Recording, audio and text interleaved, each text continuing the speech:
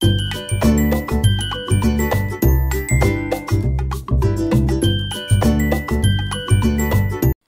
friends আপোনালোক সকলোকে পুনৰবাৰ মোৰ চেনেলৰ অন্যটা ভিডিঅলৈ স্বাগতম জনাইছো আশা কৰো আপোনালোক সকলো ভালেই আছে আজি মই সৰু আলুগুটি দমৰ ৰেচিপি এটা লৈ আহিছো আৰু যদি মোৰ ৰেচিপিটো চাই ভাল পায় তেন্তে লাইক কৰিব আৰু কমেন্ট কৰি জনাব আপোনালোকৰ কেনেকুৱা লাগিল আৰু এতিয়া হকচোন এই ৰেচিপিটোৰ বাবে মই কি লৈছো আৰু মই কেনে ধৰণে বনাইছো প্ৰথমতে চাই লওঁ এই দমৰ ৰেচিপিটো বনাবৰ বাবে মই লৈছো অলপমান সৰু আলুগুটি লৈ লৈছো আপোনাকে কম বেছি পৰিমাণে আলুখিনি ল'ব পাৰিব এতিয়া মই এই আলুখিনি এটা কুকাৰত অলপমান পানী আৰু অলপমান নিমখ দি দুটা সিটি মাৰি মই এইখিনি বইল কৰি ৰাখিছিলো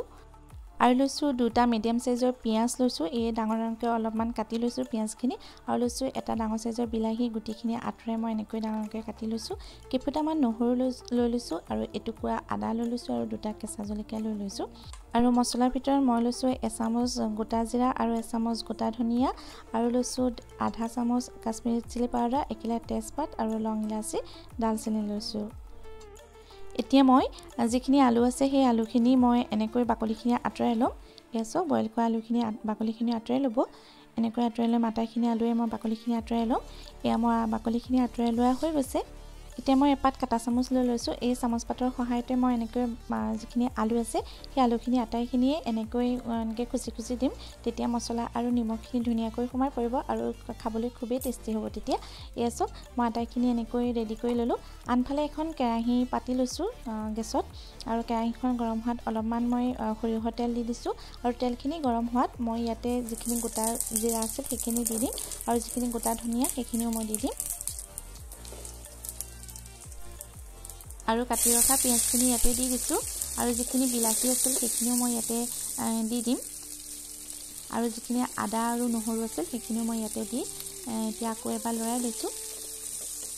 আৰু এতিয়া দিম সোৱাদ অনুসৰি দিছো নিমখ আপোনালোকে নিজৰ জোখমতে নিমখখিনি দিব পাৰিব আৰু এতিয়া আকৌ এবাৰ লৰাই লৈছো মই এইখিনি আৰু এতিয়া এইখিনি 1 মিনিটমান সময়ৰ বাবে মই ঢাকন মাৰি থম আৰু জুইটো মই একেবাৰে সিমত ৰাখিছো মানে একেবাৰে কম জুইত ৰাখিছো আৰু 1 মিনিটমান হৈ যোৱাৰ পাছত মই আপোনালোকক দেখাইছো এসো অলপ অলপ সিজিছে একেবাৰে ভালদৰে সিজিবলৈ নিদিব ইমানটো জোখতে ৰাখি দিব এতিয়া মই এইখিনি গেছটো অফ কৰি দিম আৰু ঠাণ্ডা হোৱাৰ পাছত মই ধুনীয়াকৈ মিক্সিত এটা পেষ্ট বনাই লম এসো মই এটা পেষ্ট বনাই ললো দেখিছেনে এই পেষ্টটো এনেকৈ বনাই ললে খাবলৈ বহুতেই টেষ্টি হয় এসো মই যিখিনি আলু এনেকৈ ৰেডি কৰি ৰাখিছিলো সেই আলুখিনি মই অলপমান হালধি গুৰি দি দিছো আৰু অলপমান নিমখ দি দিছো জোখমতে এতিয়া মই ভালদৰে এইখিনি মিলাই লম এতিয়া এখন কেৰাহী গেছত পাতি লৈছো আৰু কেৰাহীখন গৰম হোৱাত মই অলপমান ইয়াতে সৰিয়হৰ তেল দি লৈছো আৰু আপোনালোকে নিজৰ জোখমতে তেলখিনি দিব পাৰিব আৰু ইয়াতে আপোনালোকে ৰিফাইন অইলো ব্যৱহাৰ কৰিব পাৰিব আৰু যিখিনি আলু আছিল সেই আলুখিনি মই ইয়াতে অলপ সময় দি পেলাই ফ্ৰাই কৰি লম এতিয়া মই অকনমান ঢাকন মাৰি দিছো অলপ সময়ৰ বাবে আৰু ঢাকনখন আঁতৰাই মই আপোনালোকক দেখাইছো এসো আলুখিনি ফ্ৰাই কৰা হৈ গৈছে আৰু একেবাৰে আপোনালোকে বেছিকৈ ফ্ৰাই কৰি নেপেলাব অলপ অলপ ফ্ৰাই কৰি ল'ব মানে হাফ ফ্ৰাই কৰি ল'ব এতিয়া মই এইখিনি ফ্ৰাই কৰা হৈ গ'ল আৰু আলুখিনি মই ইয়াতে কাঢ়ি ৰাখিছো আৰু সেই একেখিনি তেলতে মই দিম ইয়াতে দিম এটুকুৰা দালচেনি দি দিছো আৰু লংখিনি দি দিছো আৰু যিখিনি ইলাচি আছিল সেই ইলাচিখিনি মই অলপমান খুননাত খুনি লৈছিলো খুনাৰ পাছত মই ইয়াতে দি দিলো আৰু দিলো তেজপাত খিলাও ইয়াতে দি দিছো আৰু যিখিনি মই পেষ্ট বনাই ৰাখিছিলো সেই পেষ্টখিনিও মই ইয়াতে দি লৈছো আৰু ইয়াতে অকনমান পানী সেই মিক্সি পাতিটোতে অলপমান পানী দি মই ইয়াতে আকৌ সেই পানীখিনিও ইয়াতে দি দিছো আৰু দিছো ইয়াতে আধা চামুচ হালধি গুৰি দিছো আৰু আধা চামুচ কাশ্মীৰী চিলি পাউডাৰ দি দিছো ইয়াতে এসো আৰু এতিয়া মই এইখিনি ভালদৰে মিক্স কৰি লম এতিয়া মই এইখিনি মিক্স কৰা হৈ গৈছে আৰু এতিয়া জুইটো মই মিডিয়াম ফ্লেমত ৰাখি থৈছো এতিয়া মই অকমান সময়ৰ বাবে ঢাকন মাৰি দিছিলো আকৌ মই ঢাকনখন আঁতৰাই মই আপোনালোকক দেখাইছো এসো মই মাজে মাজে এনেকৈ অলপ অলপকৈ ভাজি আছিলো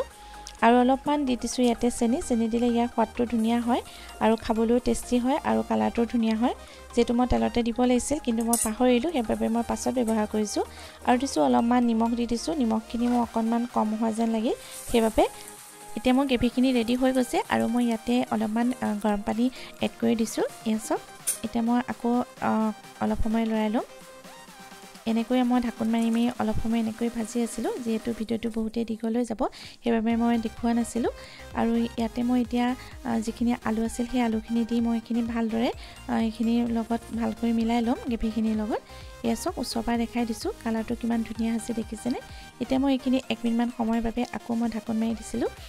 এতিয়া মই ইয়াতে এড কৰিম অলপমান পানী এড কৰি দিছোঁ যেহেতু মোৰ গ্ৰেভিখিনি অলপ ডাঠ হোৱা নিচিনা লাগিল সেইবাবে মই আৰু অলপ পানী এড কৰি দিছোঁ ইমানটো জোখতে ৰাখি দিব আপোনালোকে আৰু এতিয়া দিছোঁ দুটা কেঁচা জলকীয়াকেইটা মই গোটাকি দিছোঁ আপোনালোকে পিছে ফালিও দিব পাৰে আৰু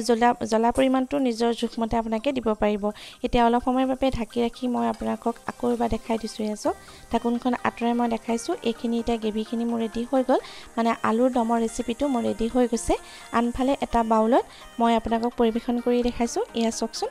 কিমান ধুনীয়া হৈছে দেখিছেনে আলুৰ দমৰ ৰেচিপিটো খাবলৈ বহুতেই টেষ্টি হয় বহুত ধুনীয়া হয় খাবলৈ আৰু ঘৰত যদি একো পাচলি নাথাকে তেন্তে আপোনালোকে একেবাৰে কম সময়ৰ ভিতৰতে এই দমৰ ৰেচিপিটো বনাই খাব পাৰিব